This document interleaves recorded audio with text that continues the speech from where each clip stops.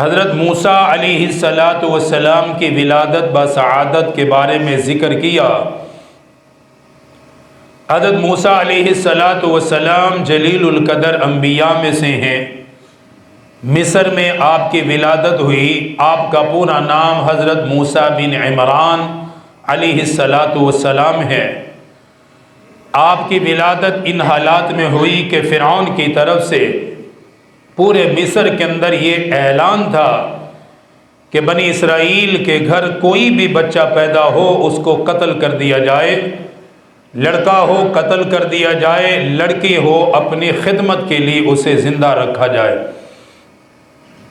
کیونکہ فرعون کو اس کے نجومیوں نے، اور بعض روایات میں ہے کہ فرعون نے خود ایک خواب دیکھا تھا جس میں اس نے اپنی ہلاکت دیکھی، اپنی بربادی دیکھی، اور اس نے اپنے خواب میں یہ دیکھا کہ بنی اسرائیل کے جو لوگ ہیں وہ محفوظ ہیں اور ہمارے لوگ عذاب کے اندر مبتلا ہیں۔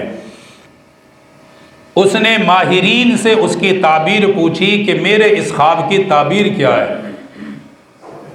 تو ان ماہرین نے اسے بتایا کہ بنی اسرائیل میں ایک بچہ پیدا ہوگا جو تیری ہلاکت اور بربادی کا سبب بنے گا۔ اس لیے اس نے بچوں کو قتل کرنا شروع کر دیا، مارنا شروع کر دیا۔ پھر لوگوں کے سمجھانے پر 1 سال قتل کرتا، 1 سال چھوڑتا۔ جس سال بچوں کو چھوڑنے کا تھا اس سال حضرت ہارون علیہ السلام پیدا ہوئے، اور جس سال وہ بنی اسرائیل کے بچوں کو قتل کر رہا تھا اسی سال اللہ تعالیٰ نے اپنے کلیم حضرت موسیٰ علیہ السلام کو پیدا فرمایا۔ حضرت موسیٰ علیہ السلام کی والدہ سے اللہ پاک نے 3 وعدے فرمائے تھے، یہ میں سارے ذکر کر چکا ہوں۔ اللہ تعالیٰ نے اپنے وعدے کے مطابق حضرت موسیٰ علیہ السلام کو ماں کو واپس بھی لوٹایا، ماں کی گود میں واپس بھی آئے۔ ان کا جو غم تھا اللہ نے وہ خوشی کے اندر بھی بدل دیا۔ اور تیسرا وعدہ یہ تھا کہ آپ کے بیٹے کو میں مرسلین میں سے بناؤں گا، اور حضرت موسیٰ علیہ السلام بڑے مرسلین میں سے ہیں، بڑے رسول ہیں۔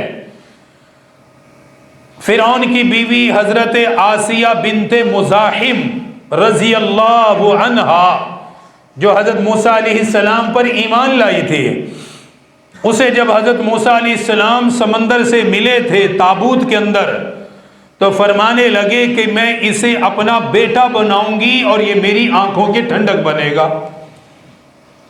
اس محبت کی وجہ سے اللہ پاک نے اس خاتون کو ایمان عطا فرمایا۔ اللہ والوں سے کوئی محبت کرے، نیک لوگوں سے کوئی محبت کرے، نیک لوگوں کی محبت سے اللہ ایمان بھی عطا کرتا ہے، اور نیک لوگوں کی محبت کی وجہ سے اللہ کامیابی بھی عطا فرماتا ہے،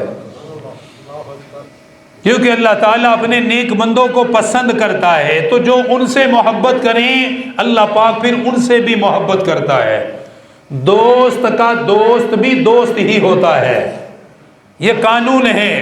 اگر مجھے پتہ چلے کہ فلاں میرا دوست ہے کہ جس سے میں محبت کرتا ہوں وہ مجھ سے محبت کرتا ہے اور یہ آگے اس کا دوست ہے، مجھ سے ملنے کے لیے آئے، تو میں اپنے دوست کی محبت کی وجہ سے اس آنے والے کا بھی اکرام کروں گا، کیونکہ یہ میرے دوست سے تعلق رکھنے والا ہے۔ تو دوست کی محبت کی وجہ سے اس کے دوست سے بھی محبت کی جاتی ہے۔ جو اللہ تعالیٰ کے پیاروں سے محبت کرے، نیک بندوں سے محبت کرے، اللہ تعالیٰ بھی اس سے محبت کرتا ہے۔ اور اس قدر اللہ تعالیٰ محبت کرتا ہے کہ ایک حدیث میں سرکار دو عالم صلی اللہ تعالیٰ علیہ وآلہ وسلم نے فرمایا کہ تم جن سے محبت کرو گے اللہ تعالیٰ قیامت کے دن بھی تمہیں انہی کے ساتھ کھڑا کرے گا، جن سے تمہارا پیار ہوگا۔ تو حضرت آسیہ بنت مزاحم جو فرعون کی بیوی ہے، حضرت موسیٰ علیہ السلام سے محبت کی، اس محبت کے صدقے میں اللہ پاک نے اس خاتون کو ایمان عطا فرما دیا۔ حضرت موسیٰ علیہ السلام جوانی کی طرف بڑھنے لگے۔ ایک وقت ایسا بھی آیا کہ حضرت موسیٰ علیہ السلام سے فرعون کو خطرہ ہوا، جب چلنے پھرنے لگے کچھ تھوڑے بہت زمین پر، فرعون نے کہا کہ یہ بچہ عام بچوں کی طرح نہیں ہے. اس کے گھر میں تو تھا، آتے جاتے تھے، لاتی تھی حضرت آسیہ. کہنے لگا کہ مجھے یہ عام بچوں جیسا نہیں لگتا، اس کی عقل، اس کی فراست بہت بڑی ہے. اسے پھر خطرہ ہوا کہ کہیں یہی وہ بچہ نہ ہو.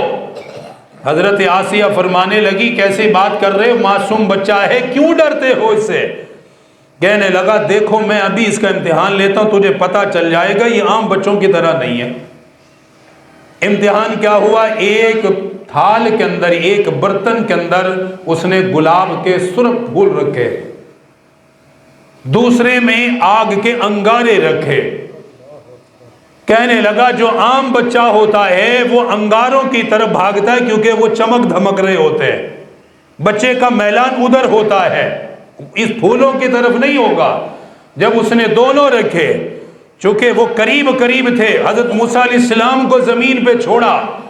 اب اللہ کے نبی کی عقل اور فراست بہت بڑی ہوتی ہے، وہ پھول کی طرف جا رہے تھے، حضرت جبرائیل علیہ السلام نے آگ کے انگارے کی طرف ان کا ہاتھ ڈالا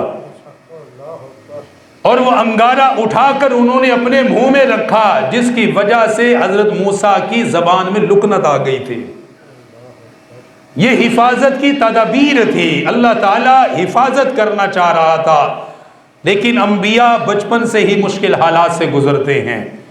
وہ زبان کے اندر لکنت آ گئی، فرعون کو اطمینان ہو گیا کہ نہیں ٹھیک ہے، رکھو اسے، انگارے کی طرف ہی گیا ہے، میں مطمئن ہوں.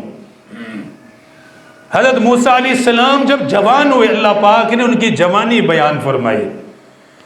فرمایا وَلَمَّا بَلَغَ أَشُدَّهُ وَاسْتَوَىٰ آتَيْنَاهُ حُكْمًا وَعِلْمًا وَكَذَلِكَ نَجْزِي الْمُحْسِنِينَ. اللہ پاک نے پہلے اپنے کلیم کی ولادت کا ذکر کیا، ان کے دنیا میں آنے کا ذکر کیا، فرعون کے ظلم کا ذکر کیا، پھر حضرت موسیٰ علیہ السلام کی والدہ کے خوف کا ذکر فرمایا کہ حضرت موسیٰ علیہ السلام جب پیدا ہوئے ان کی والدہ ڈرنے لگی، گھبرانے لگی، فرعون کے ظلم کی وجہ سے پریشان ہونے لگی. اللہ پاک کی طرف سے وحی آئی اپنے بیٹے کو سمندر کے حوالے کرو، میں تمہیں واپس بھی لوٹا دوں گا، تمہارے غم کو دور بھی کر دوں گا.